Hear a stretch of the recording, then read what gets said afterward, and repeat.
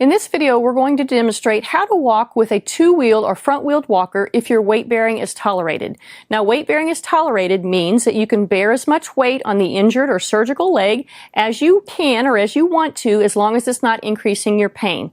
So I have the two-wheeled walker right here. You see the two wheels in the front. So let's take a look at how you do this. So my injured leg, or my weight bearing is tolerated leg, is designated right here by the pink tape.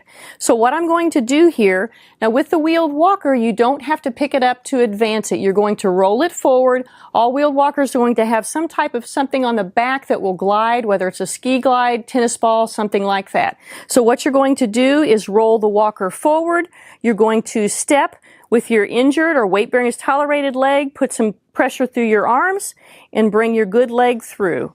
You're going to push the walker, step with your injured leg, and bring the good leg through. So that's called a step-through gait. That is what you kind of progress to as you get a little bit stronger on your weight bearing is tolerated leg. It's not something that you have to do immediately. You could do the step-2 gait, and if you have a question about that, take a look at that video as well.